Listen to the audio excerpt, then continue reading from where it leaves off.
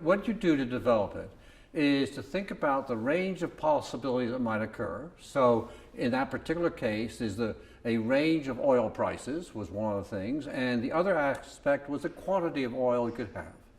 And for each of those, you'd have some kind of distribution of probability. So the things in the middle might have been more likely, the things at the extreme are less likely. That's what the distribution is about from a technical point of view.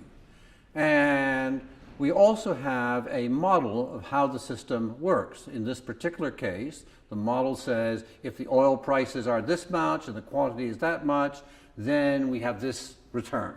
So for any combination of oil prices or any combination of the characteristics of the problem, the oil prices and the quantity in this case, we can calculate the value.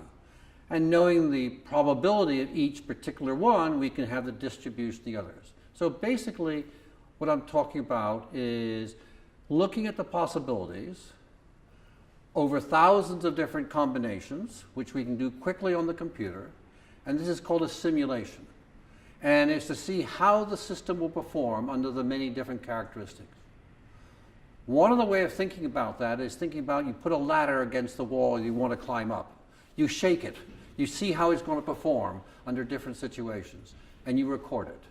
And that gives the distribution of the possibilities. It's not absolutely precise because you really don't know the future, but it gives you a characteristic of how it might perform. And when you compare it with other alternatives, other designs, you can compare them.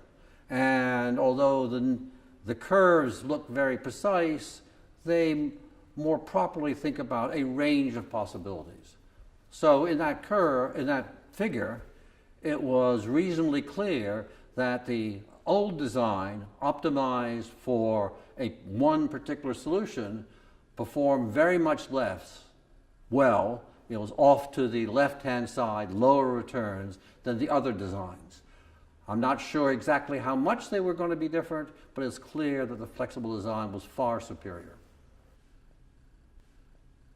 I am very optimistic that we will be able to confront our challenges in the future and can do a lot of flexible designs that meet our collective needs and requirements well.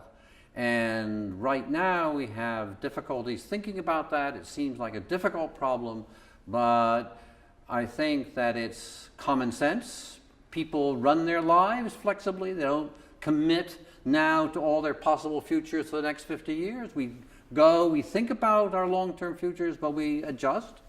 And I think we can learn to do that with our technological designs too, and I'm very hopeful.